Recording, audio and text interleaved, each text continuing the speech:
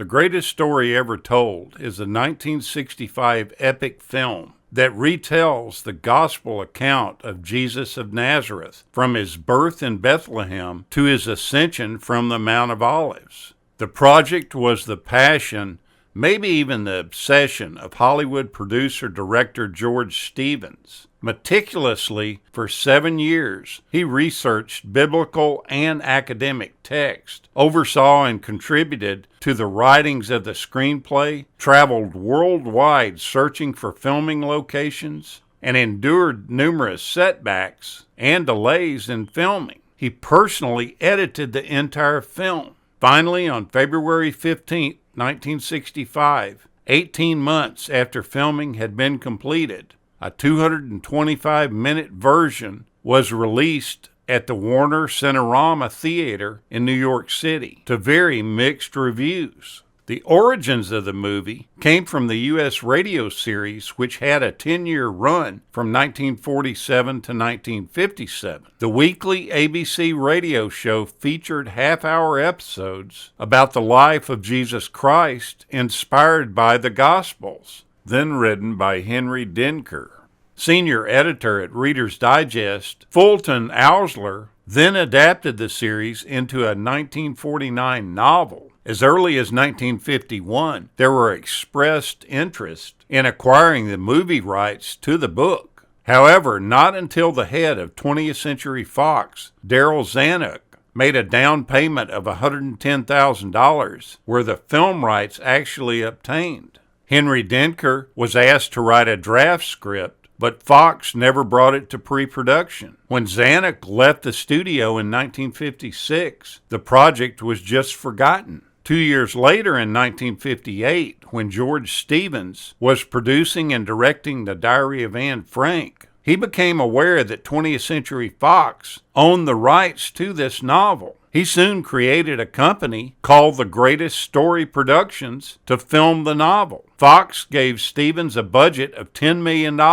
At the time, this was twice as much as ever previously granted. The screenplay took 3 years to write. Stevens collaborated with Ivan Moffat and then with James Lee Barrett. After 13 months on the project, poet Carl Sandburg made himself available for future script contributions. Sandburg ends up receiving screen credit for creative association in the film. In August 1961, 20th Century Fox withdrew from the project, noting that the financial excesses of $2.3 million had been spent without a single foot of film being shot. Stevens was given 2 years to find another studio or 20th Century Fox reclaim the rights to the film.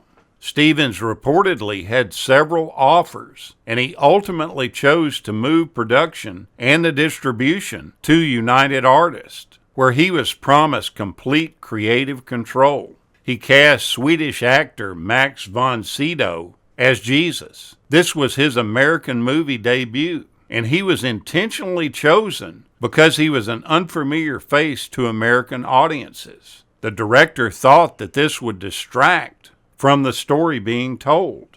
Cedo would admit that the hardest part about the role of Jesus Christ was the expectations people had for him remaining in character at all times. He couldn't smoke between takes, have a drink after work, or be affectionate with his wife on the set. By Christmas of 1960, Hollywood stars were offering to appear in cameo roles without ever reading the script. The first to sign on was John Wayne in the role of a Roman centurion. A promo card showing him in this role was created and displayed 4.5 years before the film was released. Reportedly, George Stevens did many takes of Wayne's one line in the film, which was, "Truly, this man was the Son of God."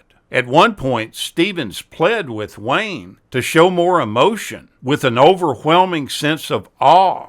During the next take, Wayne changed his lines to "Awe, truly this man was the Son of God." Other cameo yet credited roles were played by Robert Blake, Pat Boone, Jamie Farr, Angela Lansbury, Sal Mineo, and Shelley Winters. These just scratched the surface. Some of the major roles in the film were portrayed by Dorothy McGuire, Charlton Heston, Claude Rains, Telly Savalas, Martin Landau, David McCallum, Donald Pleasance, Roddy McDowall, and Joanna Dunham.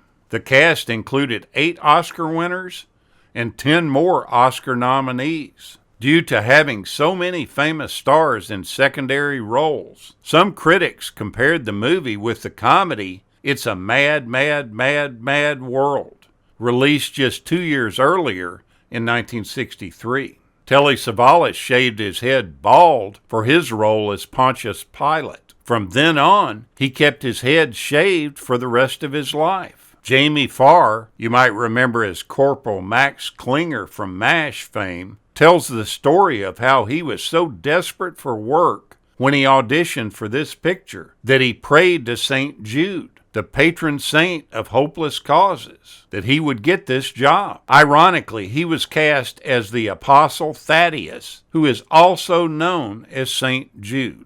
As is so true in casting of these early epic films, the list of Hollywood stars who turned down roles or were unavailable is just astonishing too. Heading that list would be Elizabeth Taylor, Alex Guinness, and Spencer Tracy. Filming was done almost exclusively in the U.S. Southwest, in Arizona, Nevada, Utah, and Southern California. Pyramid Lake in Nevada represented the Sea of Galilee. Lake Moab in Utah was used to film the Sermon on the Mount sequence, and California's Death Valley is the setting for Jesus' 40-day journey into the wilderness. Parts of the film were also shot at Lake Powell, Canyonlands, and Dead Horse Point in Utah. The decision to shoot in the U.S. rather than the Middle East was that the director wanted the effect of grandeur as a background to Christ. None of the Holy Land areas shape up with the excitement of the American Southwest. The Colorado River is not the Jordan, nor is southern Utah Palestine, but his intention was to romanticize the area, and it could be done much better in the chosen filming locations in the U.S. 47 sets were constructed on location and in Hollywood studios to accommodate Stevens' vision for the film. Principal filming started November 5th, 1962, and was scheduled to run 3 months, but ran 9 months or more due to numerous setbacks and delays, most of which were due to Stevens' insistence on shooting dozens of retakes from various camera angles in every scene. During filming, the first snowstorm to hit Arizona in nearly 5 decades buried an entire Jerusalem set. Several hundred cast and crew members, including George Stevens himself, went out with snow shovels, wheelbarrows, bulldozers, and butane flamethrowers to clear the set. Overnight, it snowed again, even harder than the night before. Production was immediately moved to Desilu Studios in Hollywood. There, the Jerusalem set was reconstructed near the northwest corner of RKO's 40 Acres backlot. That's the same lot that the Andy Griffith Show was filmed on, and the area of the 40 Acres backlot that they used went on to be the Hogan's Heroes area that was used for filming that production just a short time later. Furthermore, actor Joseph Shillcrout died before completing his performance as Nicodemus, requiring scenes to be completely rewritten around his absence. Cinematographer William C. Mellor suffered a heart attack and collapsed and died on the set. The actress Joanna Dunham, who played Mary Magdalene, became pregnant during the filming. Costume redesigns and carefully chosen camera angles were required to work around this. In recalling the filming of the baptism sequence, they laughed and said that if the Jordan River had been as cold as Pyramid Lake, where the scene was shot, Christianity would never have gotten off the ground. This sequence was filmed in November, not in June-July as it was originally planned. By the time filming was complete in August of 1963, Stevens had amassed 6 million feet of Ultra Panavision 70 film, which translates into about 1,136 miles. The budget had expanded upwards to $20 million, making it the most expensive film shot in the United States, and the second most expensive film ever made to that time, second only to Cleopatra.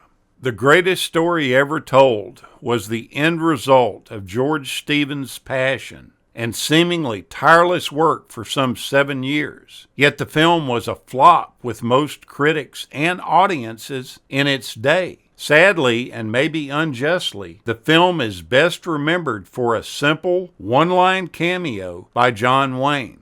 Even with bad critical reception and low box office receipts, the greatest story ever told did receive 5 Academy Award nominations. Its failure at the box office, though, did not put an end to the Hollywood Bible epic genre for many decades to come.